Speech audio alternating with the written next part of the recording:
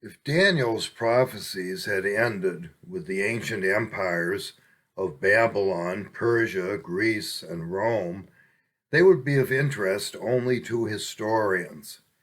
But the visions Daniel goes on to describe go beyond ancient times and continue to reveal events all the way up through modern times and into the future. The ancient Hebrew prophet Daniel lived around 500 years BC, and he saw the future, even the modern era that we live in today. And the Bible book bearing his name is more solidly packed with future events than any of the other Hebrew scriptures. The accuracy of Daniel's prophecies has been confirmed by event after event, unfolding just as he said they would down through world history. But the book of Daniel also makes multiple references to the time of the end. He foretells things that have not yet happened, but that we may expect to see happen soon. So let's look at what Daniel saw when he saw the future, especially what he saw that impacts us today. Although he was a Jew, Daniel spent most of his life in exile from the Promised Land. He begins his book by saying, "In the 3rd year of the reign of Jehoiakim, king of Judah, Nebuchadnezzar, king of Babylon, came to Jerusalem and besieged it." The Babylonian siege was successful, and the city fell to that invading army. The young man Daniel found himself among the Jews Nebuchadnezzar carried off captive to Babylon. He was held there 500 miles away from Jerusalem, in what is now Babel province in modern Iraq, along the Euphrates River, south of Baghdad. But the king of Babylon saw value in the Jewish prisoners and called Daniel and 3 of his friends to serve him in the royal court. In every matter of wisdom and understanding concerning which the king inquired of them, he found them 10 times better than all the magicians and enchanters who were in all his realm.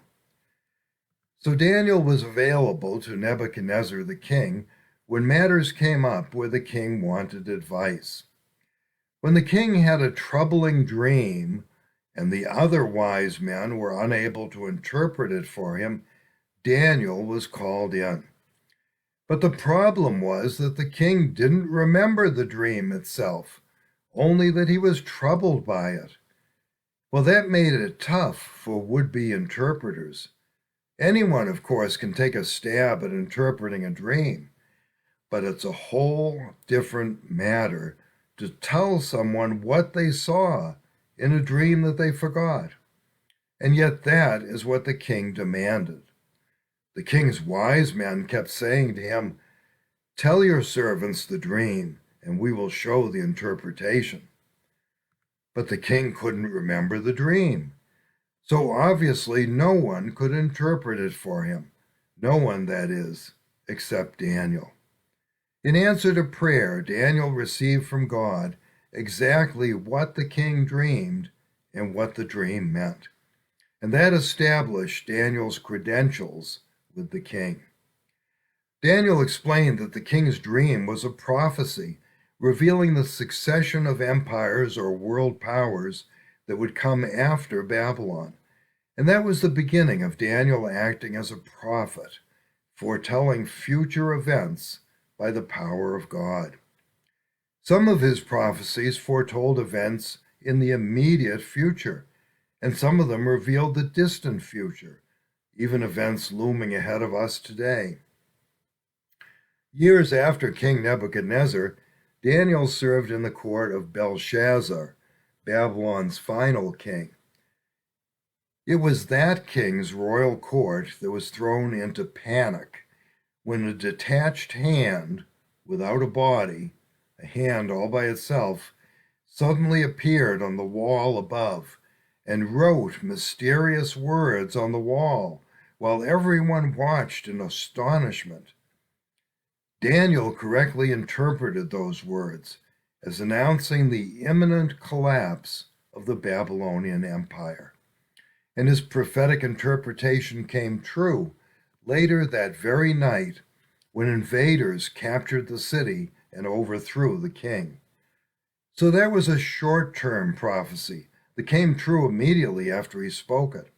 And it gave us the expression that's still used today for when someone sees disaster coming. We say, he saw the handwriting on the wall. Another short-term prophecy of Daniel was fulfilled when King Nebuchadnezzar fell victim to a mental illness called boanthropy, where he identified as a bovine animal, like an ox or a bull, and the insane king went about on all fours and lived outdoors, eating grass on his hands and knees. Daniel foretold that the condition would last 7 years, at the end of which the king recovered his sanity and acknowledged the one true God. But the prophecies of Daniel that interest us the most are those with a long-term reach, and there were plenty of those as well. The king's forgotten dream that we mentioned a moment ago actually foretold the world powers that would come after Babylon, as well as events in modern times. At that time, King Nebuchadnezzar saw in his dream a large statue, an enormous, dazzling statue, awesome in appearance. The head of the statue was made of pure gold, its chest and arms of silver, its belly and thighs of bronze, its legs of iron, its feet partly of iron and partly of baked clay. Almighty God made known to Daniel the prophetic meaning of that dream. It was a graphic illustration of the succession of empires that would come into power after Nebuchadnezzar's Babylon to rule over the Bible lands. Daniel correctly described for the king the statue the king had seen in his forgotten dream. And then Daniel explained it this way: "You are that head of gold. After you, another kingdom will rise, inferior to yours. Next, a third kingdom, one of bronze, will rule over the whole earth. Finally, there will be a fourth kingdom, strong as iron." Bible commentators are nearly unanimous in connecting this series of world empires to those that actually arose in history to fulfill the prophecy. Babylon's control of the Bible lands was followed by the Persian Empire, then the Greek Empire of Alexander the Great, and then the Roman Empire, the fourth kingdom, strong as iron. But what makes all of this relevant to us today is the fact that the succession of one human government after another culminates in the destruction of all human governments, and they're being replaced by the kingdom of God. Daniel tells the king, "While you were watching," that's in his dream, "while you were watching, a rock was cut out, but not by human hands. It struck the statue on its feet of iron and clay and smashed them. Then the iron, the clay, the bronze, the silver, and the gold were broken to pieces at the same time and became like chaff on the threshing floor in the summer. The wind swept them away without leaving a trace. But the rock that struck the statue became a huge mountain and filled the whole earth." Daniel explained that the rock smashing the statue pictured God's kingdom smashing and replacing all of earth's human governments. In the time of those kings, the God of heaven will set up a kingdom that will never be destroyed, nor will it be left to another people. It will crush all those kingdoms and bring them to an end, but it will itself endure forever. This is the meaning of the vision of the rock cut out of a mountain, but not by human hands. A rock that broke the iron, the bronze, the clay, the silver, and the gold to pieces. The great God has shown the king what will take place in the future. Sometime later, Daniel himself had a prophetic dream that showed him the same succession of world powers. Only this time, in the 7th chapter of Daniel, the dream portrayed these empires not as parts of a statue, but as 4 animals: a lion, a bear, a leopard, and a 4th animal that defied description. An angel gave Daniel the interpretation of these things. The 4 great beasts are 4 kingdoms that will rise from the earth.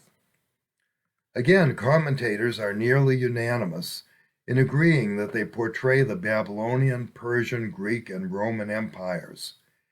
So the 2 prophetic pictures, the statue and the animals, serve to confirm each other, conveying the same information twice as 2 witnesses to these truths. Many translations use the term beasts here rather than animals, and that causes some confusion in the minds of modern readers, since we associate the word beast with some monstrous evil. But the language Daniel used simply means animal, as when we use the English expression, a beast of burden. Daniel's vision used animals to represent governments, in much the same way as we today use the bald eagle to represent America and the bear to represent Russia. If Daniel's prophecies had ended with the ancient powers of Babylon, Persia, Greece, and Rome, they would be of interest only to historians. But the visions Daniel describes go beyond ancient times and continue to reveal events all the way up through modern times and into the future. For example, the statue in Nebuchadnezzar's dream, with a head of gold and body parts of bronze, silver, and iron, picturing ancient kingdoms, also had feet and toes, picturing modern successors of those ancient kingdoms, actual governments in today's world. And the entire statue is eventually smashed by the coming of God's kingdom. In a similar way, the dream vision of animals or beasts, picturing ancient kingdoms, went on to show the Roman beast as having 10 horns, horns that pictured governments rising to replace Rome after that empire fell, and then another little horn rising after them that would grow into another world power. Daniel wrote, "While I was thinking about the horns, there before me was another horn, a little one, which came up among them, and 3 of the first horns were uprooted before it.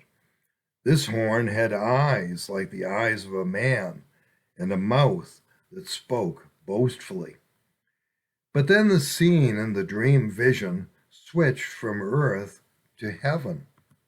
As I looked, thrones were set in place, and the Ancient of Days took his seat. His clothing was as white as snow. The hair of his head was light like wool. His throne was flaming with fire, and its wheels were all ablaze. A river of fire was flowing, coming out from before him. Thousands upon thousands attended to him. 10,000 times 10,000 stood before him. The court was seated, and the books were opened. Then the vision showed God taking action to replace the human governments with his kingdom. Then I continued to watch because of the boastful words the horn was speaking. I kept looking until the beast was slain and its body destroyed and thrown into the blazing fire. The other beasts had been stripped of their authority, but were allowed to live for a period of time. After each of the world empires fell to its successor, that nation continued to exist, although stripped of its former power. So ancient Babylon still lives as modern Iraq, and ancient Greece still lives as a nation, but stripped of the authority it once had when it was a powerful empire. Ancient Rome still lives as modern Italy, again no longer a world power. But all of these nations, together with today's world powers, are finally destroyed and thrown into the fire when God raises up to heaven someone called the Son of Man, who is made king forever. In my vision at night I looked, and there before me was one like a son of man, coming with the clouds of heaven. He approached the Ancient of Days and was led into his presence. He was given authority, glory, and sovereign power. All peoples, nations, and men of every language worshipped him. His dominion is an everlasting dominion that will not pass away, and his kingdom is one that will never be destroyed. The Son of Man, who becomes the eternal ruler in God's kingdom, is the long-promised Messiah of the Jewish people. Jesus of Nazareth referred to himself as the Son of Man. And when Jesus of Nazareth was put on trial, the high priest asked him, "Are you the Messiah, the Son of the Blessed One?" "I am," said Jesus, "and you will see the Son of Man sitting at the right hand of the Mighty One and coming on the clouds of heaven." The temple leadership recognized this as a reference to the Son of Man in Daniel's prophecy, and they labeled Jesus' words as blasphemy. That was in spite of the fact that many Jews had been expecting the promised Messiah when Jesus arrived on the scene. That was because God's angel told Daniel of 70 weeks of years in some translations, or 70 periods of 7 years each, all about the coming Messiah, God's anointed leader. Daniel 9:24 introduces the timetable, saying, 70 sets of 7 time periods have been assigned for your people and your holy city. These time periods will serve to bring an end to rebellion, to stop sin, to forgive wrongs, to usher in everlasting righteousness, to put a seal on a prophet's vision, and to anoint the most holy one.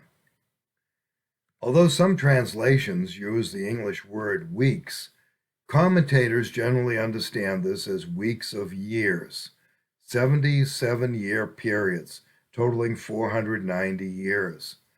The angel then told Daniel what will happen during these years, and Gabriel told Daniel it would be 483 years from the issuance of the decree to restore and build Jerusalem until the Messiah. And that actually happened in the exact year foretold, just as the prophecy said it would. Jesus began his ministry 483 years after the Persian emperor issued that decree to restore and rebuild Jerusalem. So far, we've looked at how the visions of the statue and the beasts paralleled each other. But Daniel chapter 8 goes on to give more details about the little horn and what that world power would do in modern times. This new vision starts with another animal, a goat, picturing the Greek Empire of Alexander the Great. The shaggy goat is the king of Greece, and the large horn between his eyes is the first king. The 4 horns that replaced the one that was broken off represent 4 kingdoms that will emerge from his nation. Alexander the Great fulfilled the prophecy of the first king, and when he died, his kingdom was divided among the 4 top generals of his army. Daniel focuses on just one of those 4 successor kingdoms, the one that rules over the Promised Land and the Bible lands of the Middle East. The goat became very great, but at the height of his power, his large horn was broken off, and in its place 4 prominent horns grew up toward the 4 winds of heaven. Out of one of them came another horn, which started small, but grew in power to the south and to the east, and toward the beautiful land. In the 1500s, Martin Luther identified that little horn in Daniel chapter 8 as the same little horn in chapter 7. That small horn that becomes great takes actions that affect Israel and the Jewish people. What human government was that? Martin Luther identified it as the Islamic Empire. Daniel says it starts out little but becomes much bigger, a world power that grew exceedingly great toward the south and toward the east and toward the glorious land. So it's the world power that took over North Africa, the Middle East, and the Promised Land, the lands first occupied by the Islamic conquest. Noted Bible commentator Matthew Henry, in his commentary on the whole Bible, said, "Some make the little horn, which rose by the fall of three of the other horns, to be the Turkish Empire." Carol A. Newsom, professor of Old Testament at Emory's Candler School of Theology, writes in her commentary on Daniel that after the fall of Constantinople in 1453 to Muslim Turkish armies, Western Christians began to identify the little horn with the Turkish invaders. Martin Luther wrote, in the 7th chapter of Daniel, "One small horn shall knock off 3 among the top 10 horns," meaning Mohammed or the Turk. That Islamic empire survived into modern times as the Turkish Ottoman Empire, which still held most of the Middle East when its leader, Sultan Mehmed V, formed an alliance with the German and Austrian Kaisers in the First World War. That German Islamic alliance actually began in the 1800s and continued through the Second World War as Germany hosted and supported Mohammed al-Husseini, the Grand Mufti of Jerusalem and head of the World Islamic Congress. The angel kept showing Daniel what his people, the Jewish people, would face in the future. "What will happen to your people in the future?" he wrote in Daniel 10:14. The angel told Daniel his people would face a time of distress such as never occurred since there was a nation until that time. Daniel says that little horn government would brutally persecute God's people, not the nation of Israel, but Daniel's people, the Jewish people, who would be living not as a nation, but as exiled, scattered among the Gentile nations. While I was looking, that horn made war on God's people and conquered them. He will speak against the supreme God and oppress God's people, and God's people will be under his power for 3.5 years. And that evil oppression, with death camps operating for 3.5 years, was part of what lay ahead in the future. But Almighty God stepped in by empowering Bible-believing nations to defeat the demonic killers before they could completely wipe out the Jewish people. As I watched, this horn was waging war against the holy people and defeating them, until the Ancient of Days came and pronounced judgment in favor of the holy people of the Most High, and the time came when they possessed the kingdom. Had God not put a stop to that systematic killing, no Jewish flesh would have been saved. As Jesus of Nazareth commented on Daniel's prophecy, "Except those days had been shortened, no flesh would have been saved." After that, the time of restoration came for the holy people of the Most High, and the time when they possessed the kingdom. The death camps were liberated in 1945, and in 1948, Daniel's people set up the modern state of Israel. Modern Israel is a democracy where the people possess ruling power. The holy people possess the kingdom. This modern democratic kingdom of Israel was set up right after the 3.5 years when Jews were in the grip of the little horn of Daniel's vision. But Daniel's prophecies still take us onward into the future, and what they promise is a resurrection of the dead under Messiah's kingdom.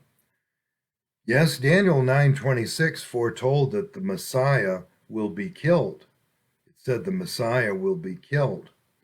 But it's obvious from the other passages that we've looked at that the Messiah does not remain dead. The Messiah would be killed, but the Messiah does not remain dead. As we saw in Daniel chapter 7, the Son of Man, coming with the clouds of heaven, approached the Ancient of Days and was led into his presence. He was given authority, glory, and sovereign power. All peoples, nations, and men of every language worshipped him. His dominion is an everlasting dominion that will not pass away, and his kingdom is one that will never be destroyed. Yes, as Daniel foretold, the Jewish Messiah was killed, but he rose from the dead, and he entered into God's presence in heaven. And there he received eternal kingly power, an everlasting dominion that will not pass away. The book of Daniel concludes with God's angel telling Daniel, "As for you, go your way till the end.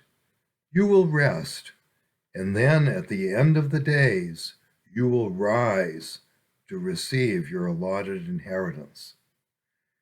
Because the Messiah has the power to raise the dead, Daniel will rise from the dead under Messiah's kingdom. But that prophet will not be the only one. The angel told Daniel there will also be a general resurrection of the dead. Multitudes who sleep in the dust of the earth will awake, some to everlasting life, others to shame and everlasting contempt. If you would be one of those who rise to everlasting life, become a follower of Israel's Messiah now. Read Psalm 22 and read Isaiah chapter 53 to learn more about this Son of Man who died and rose again, and become his follower today. Pastor David Reed has authored numerous books, served as a contributing editor of Dr. Walter Martin's Christian Research Journal, taught at Spurgeon's in London, and pastored Emmanuel Baptist Church in New Bedford, Massachusetts. He now provides these worship services for individuals at home, and free to use by small groups and churches. The Bible Nook Ministry hosts a weekly remote Bible study and prayer meeting at 7 o'clock Eastern Time on Wednesdays. You're welcome to join the informal study by phoning 951-799-9542 or by clicking the Zoom link that's posted on Facebook. Bible Nook also provides free online resources in the form of websites at a dozen different domains. At the tobbible.com domain, we provide a free modern Bible translation online that is copyright free. The Bible we provide at BibleForTheEndTimes.com can be read online or downloaded for free and features footnotes highlighting and discussing passages on the end times, the last days, and other important prophecies. At DoorstepBible.com, we provide a free Bible in digital PDF format with footnotes that enable you to answer Mormons and Jehovah's Witnesses when they come to your door. Our AnswerJW.com website provides other extensive resources on that cult, including a free online version of the book, How to Rescue Your Loved One from the Watchtower. Our Left Behind Answered.com website examines the Bible verses related to that controversial new teaching. And our UN versus IL.com website explores the roles of Israel and the United Nations in end times prophecy. Our ComeFollowJesus.net website offers an introduction to biblical Christianity for non-believers and new believers. And our main website, BibleNook.com, provides links to all of the sites I just mentioned and features lots of other helpful material. Our videos of worship services and individual messages remain online for streaming at youtube.com/BibleNook and at facebook.com/BibleNook Ministry. These live-streamed services and videos that remain online are aimed at providing traditional worship services for believers who otherwise would not have them because they're confined to the home or because they don't have a nearby church that sings traditional hymns and preaches Bible messages. And they're also aimed at reaching the world with messages proclaiming and upholding the gospel of Christ. We pay Facebook to boost our messages, and we pay Google to advertise our YouTube messages, with the result that the thought-provoking thumbnails, some of which you see here, reach millions of people. Toward the end of 2023, Facebook and Google reported more than 250,000 total views for our message on Israel and Armageddon.